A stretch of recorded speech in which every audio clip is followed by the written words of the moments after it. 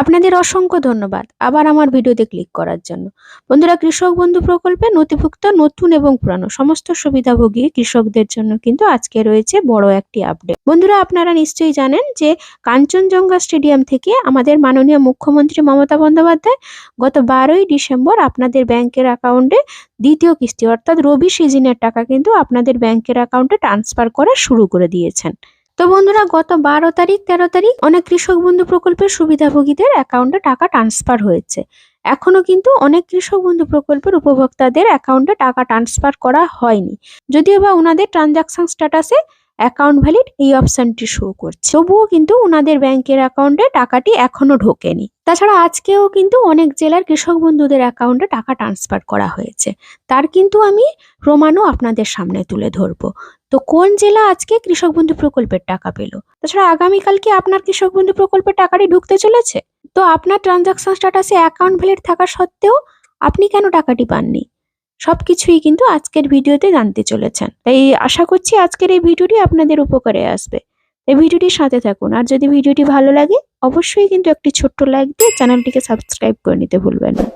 আর যারা আগে থেকেই আমার চ্যানেলটিকে সাবস্ক্রাইব করে রেখেছেন তাদের জন্য অসংখ্য ধন্যবাদ।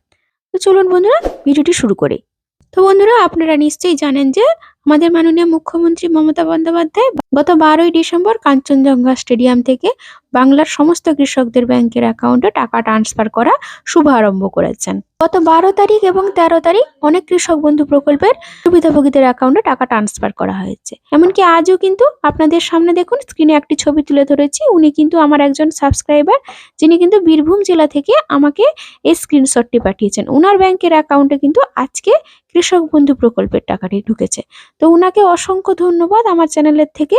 বন্ধুরা, উনার কিন্তু ট্রানজাকশন স্ট্যাটাসে অ্যাকাউন্ট ভ্যালিড এই অপশনটি ছিল, তাই উনি টাকা পেয়েছেন। তো আপনাদেরও তো নিশ্চয়ই ট্রানজাকশন স্ট্যাটাসে অ্যাকাউন্ট ভ্যালিড এই অপশনটি শো করছে, তবুও কেন আপনি টাকাটি পাননি?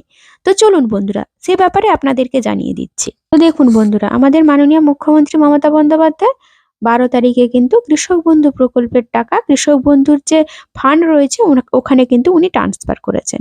ওখান থেকেই কিন্তু ধীরে ধীরে টাকা ছাড়া হবে, অর্থাৎ জেলা অনুযায়ী নয়, লট অনুযায়ী কিন্তু টাকা দেওয়া হবে। যার লট আগে থাকবে উনার কিন্তু ব্যাংকের অ্যাকাউন্টে টাকা আগে ঢুকবে। তাছাড়া কৃষক বন্ধু প্রকল্পের টাকা কিন্তু এনইএফটি এর মাধ্যমে ট্রান্সফার করা হয়, অর্থাৎ এই প্রসেসে কিন্তু একটু সময় লাগে। তাছাড়া বন্ধুরা, কৃষক বন্ধু প্রকল্পের টাকা কিন্তু 1-2 মাস ধরে দেওয়া হয়।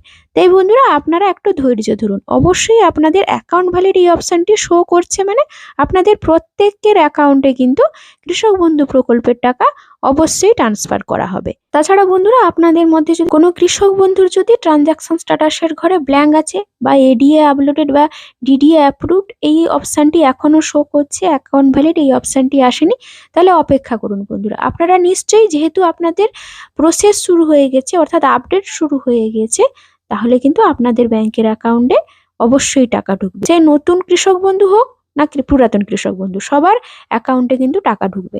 তাছাড়া কৃষক বন্ধু প্রকল্পে যারা নতুন আবেদন করতে চাইছেন, গতকাল থেকে কিন্তু দুয়ারে সরকার ক্যাম্প শুরু হচ্ছে।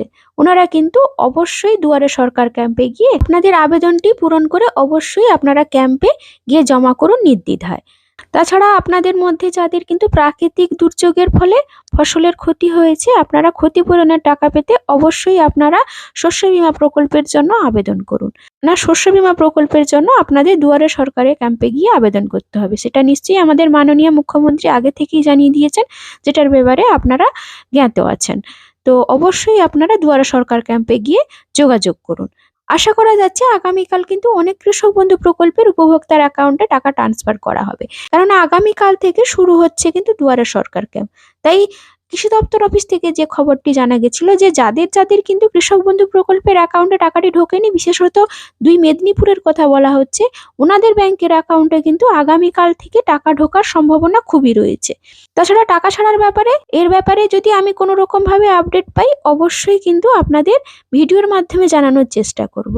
তো বন্ধুরা, আপনারা আপনাদের ব্যাংকের অ্যাকাউন্টে টাকাটি পেয়েছেন কিনা অবশ্যই কিন্তু আমাকে কমেন্টে লিখে জানাতে ভুলবেন না। আজকের ভিডিওটি এই পর্যন্ত। ধন্যবাদ।